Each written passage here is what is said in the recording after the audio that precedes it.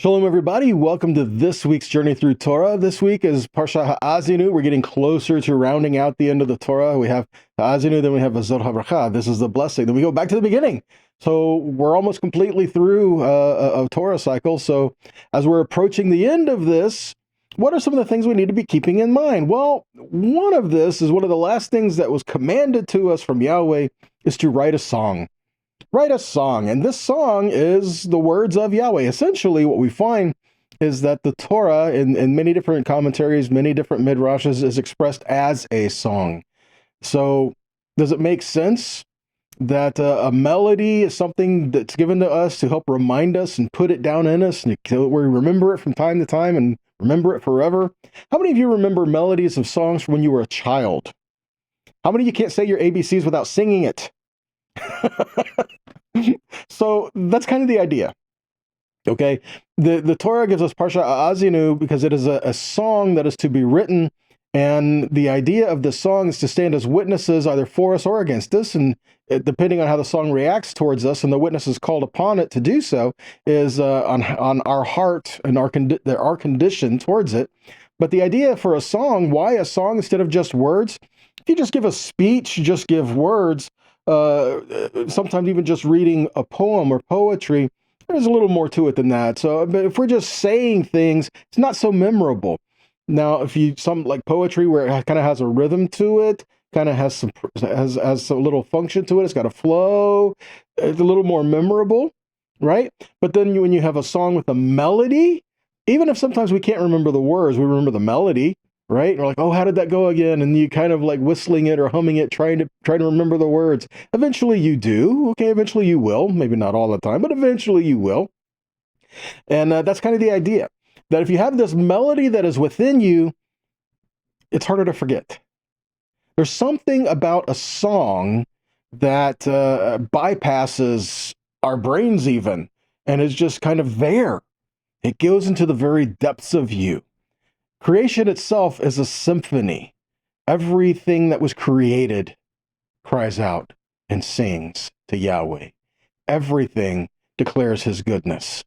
Everything that is done will praise Yahweh. Okay? So we're just a part of that. Matter of fact, we are instructed as well that we sing when we come together for Yahweh. I mean, even in the tabernacle and the temple, especially in the temple, they would come together, and as the people were bringing the offerings of Levi'im, they would play on instruments and they would sing. They would sing many of the Tehillim, many of the Psalms.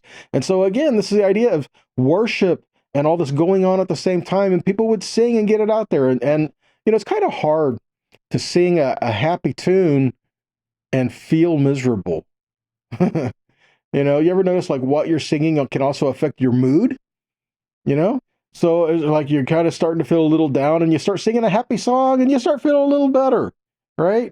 And then how many of you, like, we start to feel better and then we start to catch ourselves. Oh no, I'm starting to feel better. I better be more resentful, you know? No, we don't go there, do we? No, we don't do that. We need to continue to sing and rejoice before Yahweh. And it's that it lifts us up, okay? It kind of changes something within us. Thing is this, we have times where a song can help us express what we're feeling when we don't have the words to speak. Sometimes a song helps with that. A song can be an expression of our whole being, the entirety of who we are. A song can either be birthed from deep within us, or can be a song to help us make a connection between our heart and our head, so to speak.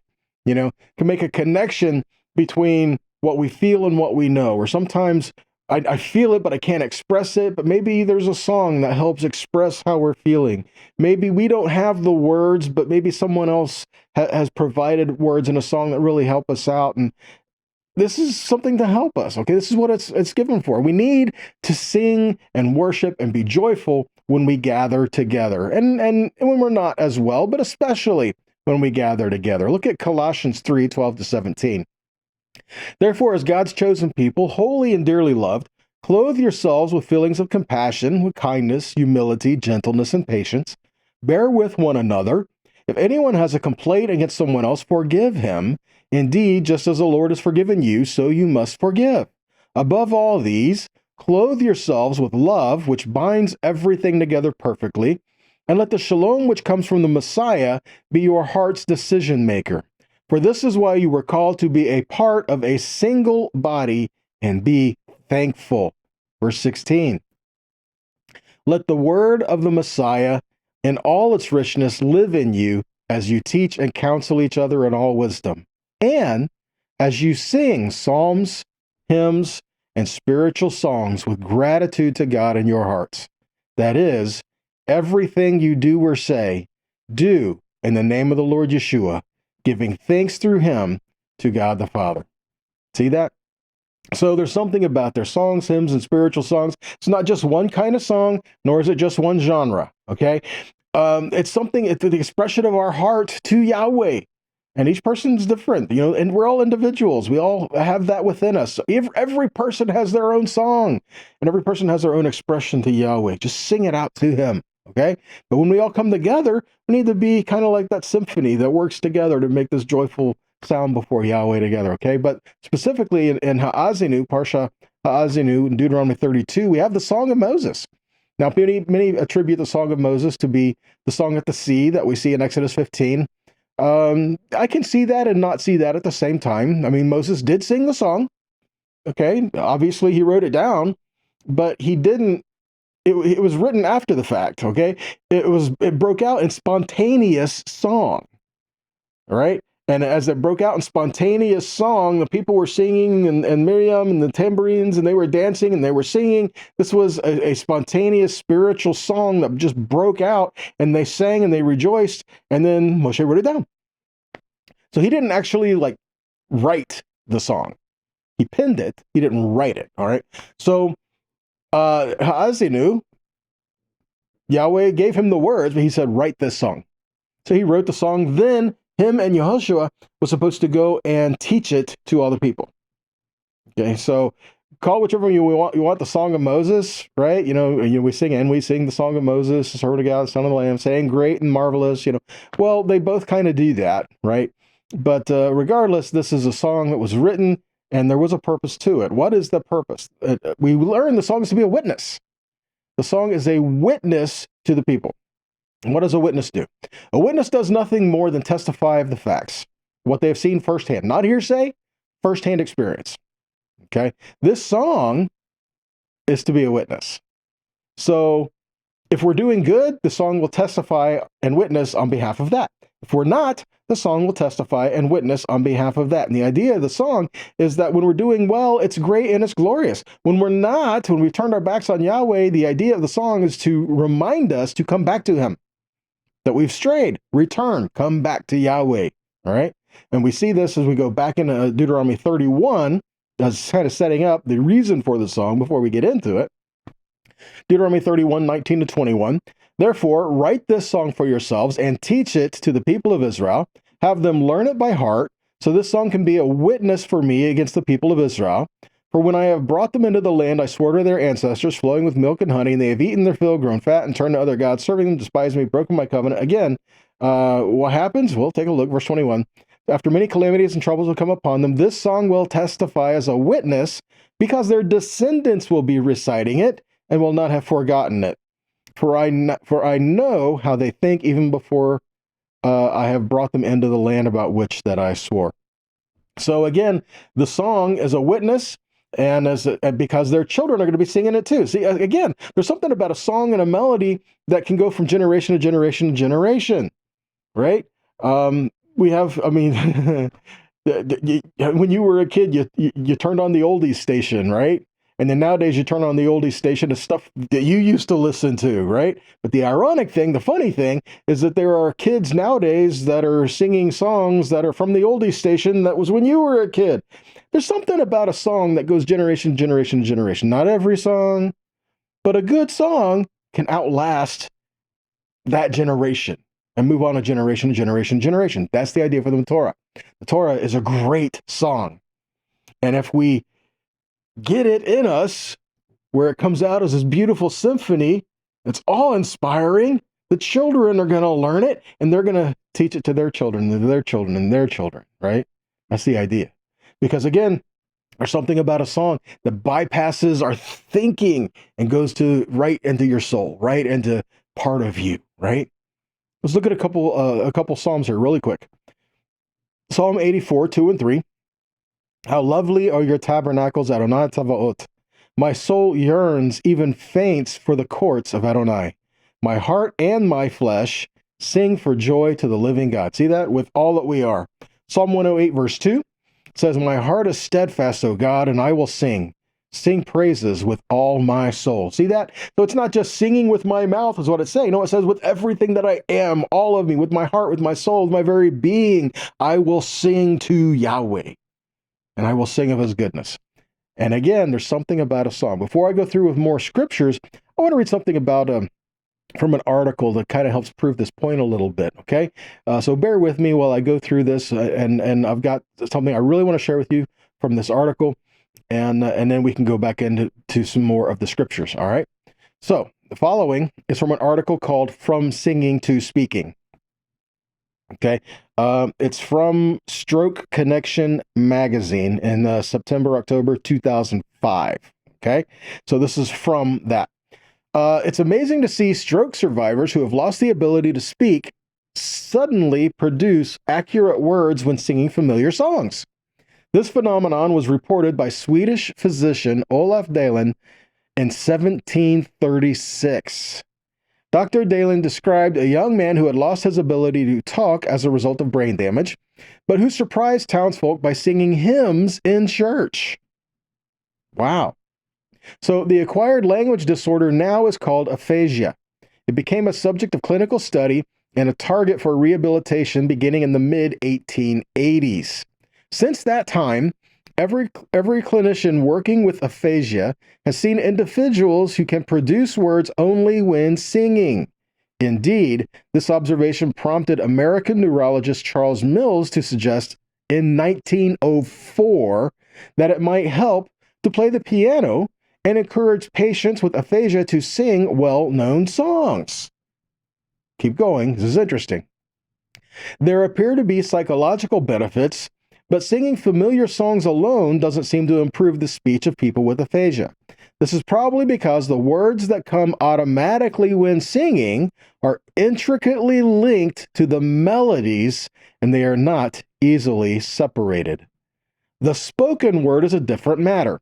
We know the brain has difficulty starting in the middle of highly memorized spoken passages, such as the Pledge of Allegiance. We need a running start to prime the pump of recall. Songs themselves might be used to communicate. I had a patient who struggled to tell his son he wanted to go to a Boston Red Sox game. He finally got his point across by bursting forth with, "Take me out to the ball game," right? So unfortunately, there aren't appropriate songs for every communication need. So it would be better if singing could be used to unblock residual speech abilities. This was the motivation for the aphasia treatment approach known as melodic intonation therapy, which we began to develop in 1972. So what is melodic intonation therapy? We go to Gottfried Schlag, who was a neurology professor at Beth Israel Deaconess Medical Center, and he is a Harvard Medical School in Boston. Okay? So what did he have to say about this? Patients with brain damage that left them unable to speak were still able to sing. Most of the connections between brain areas that control movement and those that control hearing are on the left side of the brain. But there's sort of a corresponding hole on the right side, says Professor Schlag. For some reason, it is not as endowed with these connections, so the left side is used more in speech. If you damage the left side, the right side has trouble fulfilling that role. But as patients learn to put their words to melodies, the crucial connections form on the right side of the brains.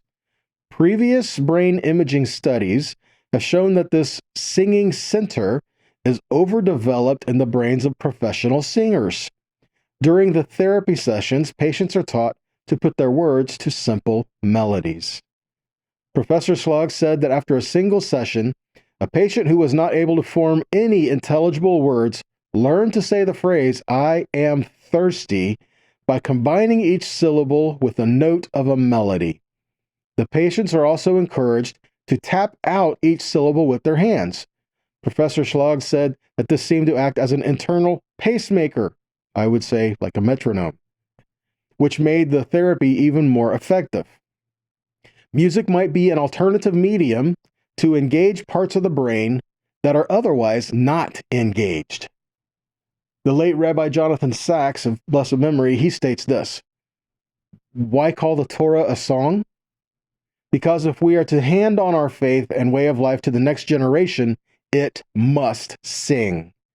Torah must be affective, not just cognitive. That's amazing. Torah must be affective, not just cognitive. It must speak to our emotions.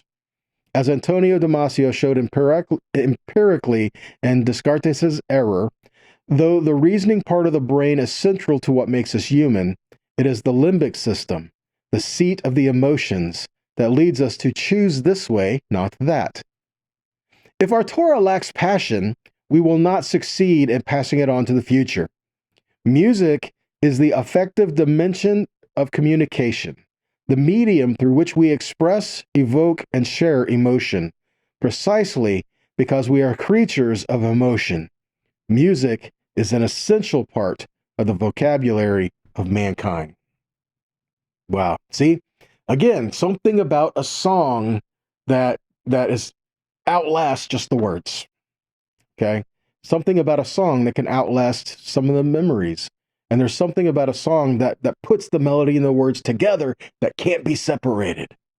Wow, amazing, right? So let's get into some of this. So Haazinu, witness to covenant. Deuteronomy 19:15 says, a single witness shall not rise up against a person or any offense or sin that he commits. For the word of 2 or 3 witnesses is a case established. Deuteronomy 30, verse 19, I call heaven and earth to witness against you today, that I have set before you life and death, blessing and cursing. Therefore choose life, that you and your offspring may live. Now we get to Deuteronomy 32:1. Give ear, O heavens, and I will speak, and let the earth hear the words of my mouth. He's calling heavens and the earth to stand as witnesses, because this song is a witness. So he's calling the heavens and the earth to stand as witnesses. In other words, as long as the heaven and the earth remains, the witnesses still remain. See that? Okay. So if you look at a Torah scroll, it's pretty neat how it's written in the scroll as well, because you have the one column as the scroll is written in the columns. But then when it comes to Haazinu, there's a break. It's written in 2 separate columns, like it's written like it's 2 separate things. In the first column towards the right, it's Haazinu, right? Haazinu Hashemayim, and then in the one to the left, it's Tishmeu. I can't see it, guys. Tishmoa, yeah. Haaretz. So literally, we have give ear, heavens, and I will speak, and hear, Shema, O earth, the words of my mouth. Wow. Amazing. It's written as 2 witnesses even within itself, right? Heaven and earth stand as witnesses to our actions, and they will testify for us or against us, right? Isaiah 1:2 says this, hear, O heavens, and give ear, O earth, for the Lord has spoken. Children have I reared and brought up, but they have rebelled against me. So again, we have Shemu, that's Shema, Shemaim, hear, heavens, and Haazinu, that's the same word given for Haazinu, for this give ear. The Haazini, Eretz, to listen, earth. Again, the same word, Shema and Haazinu, Haazan and Shema. All these words, both of these words working together, again, standing as witnesses to testify, okay? And this is part of the song. The word for song is shir or shirah, depending, masculine, feminine, both words, right? So shir or shirah. But shir, the root for song, is related to, again, here we something more pretty interesting. It's shasheret. So the word for song, the root for the song, is related to the word for chain or necklace. Same root words. So a song could be like a chain, each link telling a part of a story that in itself may not seem to make sense, but put in context of the whole story, it shows a complete picture, idea, or thought. Like a song, you have a verse, you have a chorus, and a bridge, or you may have a pre-chorus in there, you may have an outro. All of this is all parts of the song. You pull that one part off and it seems like an incomplete thought, but when you put the whole song together, it forms this bigger picture, okay? And we can see that. So it's kind of like the same thing here. A song could be a chain where each link in and of itself, okay, I don't get it, but when you put them all together, it makes something, okay? So when we look at our life, we can often see a chain of events, is the terminology we use, that we can follow to find a solution to a problem. In the case of this song, Israel would turn from Yahweh, and this song would cause them to look at their actions and bring them to repentance. We see in Deuteronomy 32, verse 39, it says, "See now that I am He. There are no gods beside me. I bring death and give life. I have wounded, but I will heal, and none can be rescued from my hand." Proverbs 13:24 says, "He who spares the rod hates his son, but he who loves him is diligent with discipline." See that? That's the purpose of this song, to help bring a place of discipline, reminders that if we've walked outside of covenant, to remind us of that, to discipline us, to bring us back. Okay? Hebrews 12:5-8 says, "Have you forgotten the warning addressed to you as sons? My son, do not take lightly the discipline of Adonai, or lose heart when you are corrected by him. Because Adonai disciplines the one he loves and punishes every son he accepts. It is for discipline that you endure. God is treating you as sons. For what son does a father not discipline? But if you are without discipline, something all have come to share, then you are illegitimate and not sons." See that? Proverbs 3:11-12 says, "My son, never despise Adonai's discipline or dread his correction. For Adonai loves those he reproves, even as a father, the son in whom he delights." Psalm 119, 65-67 says, "You have treated your servant well, Adonai, in keeping with your word. Teach me good judgment and knowledge, because I trust in your mitzvot. Before I was humbled, I used to go astray, but now I observe your word." See that? David's even saying, Lord, you're faithful in the things I would consider good and bad. You know, when I've walked away, you've been faithful to discipline me. You've been faithful to bring me back. And when I've been good, you've been faithful to bless. You know, when I've walked in your ways, you've been faithful to bless. But when I've strayed, he's been faithful to discipline to bring me back into his way.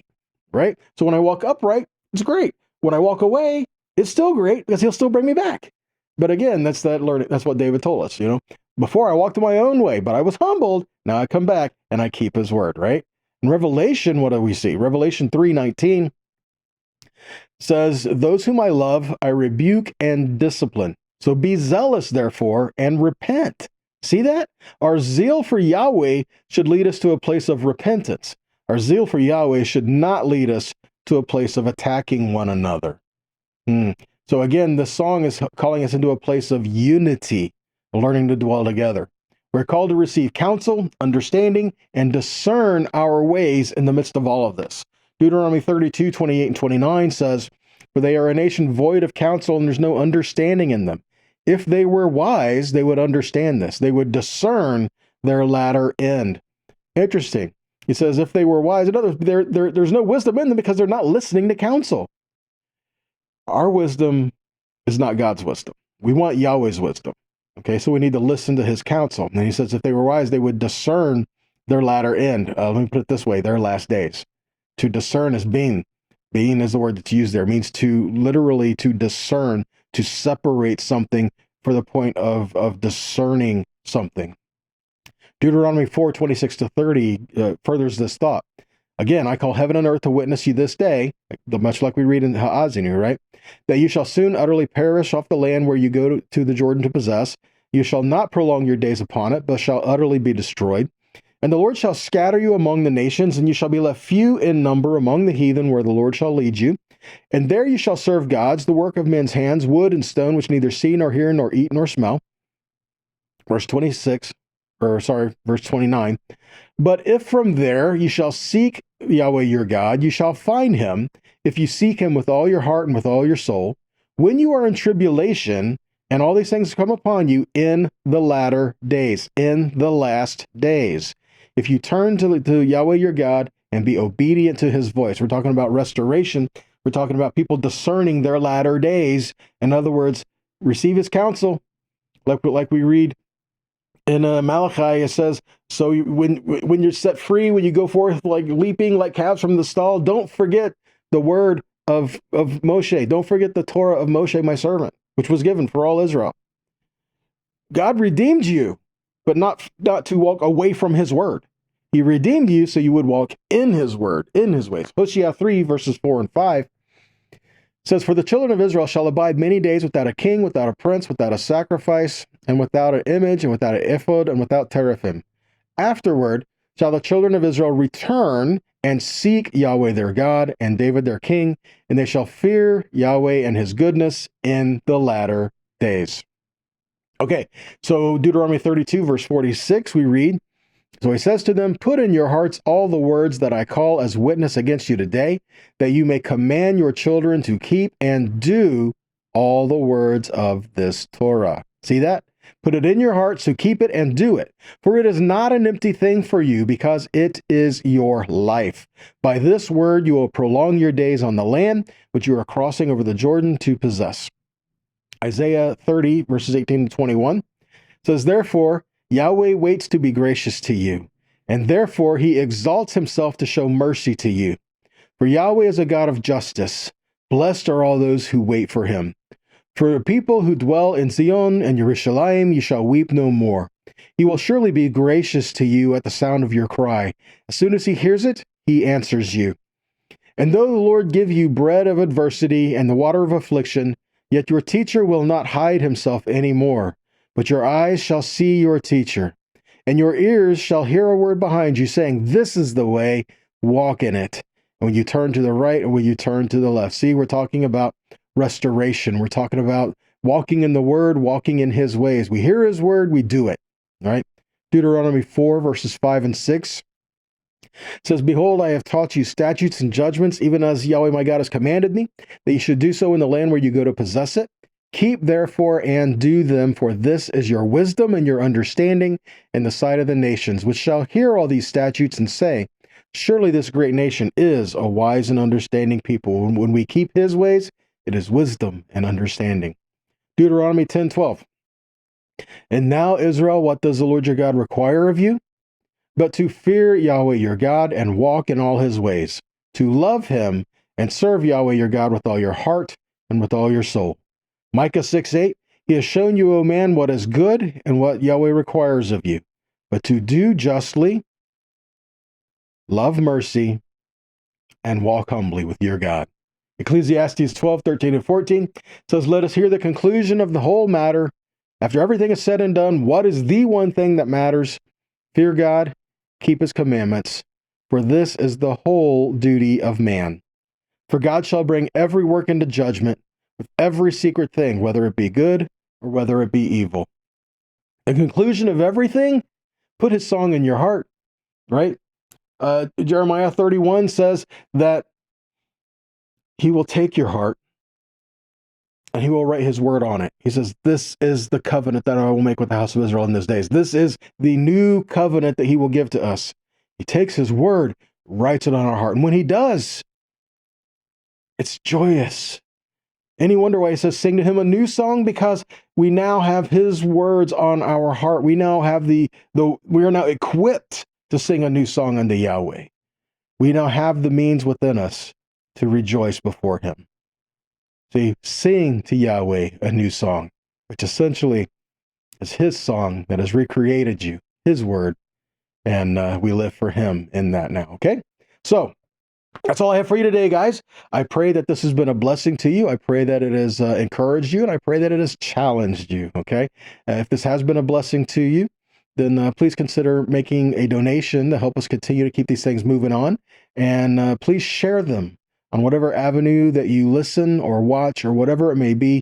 Please share them and help get these teachings out there for more to hear. It's a blessing to you. Maybe it'll bless somebody else, right?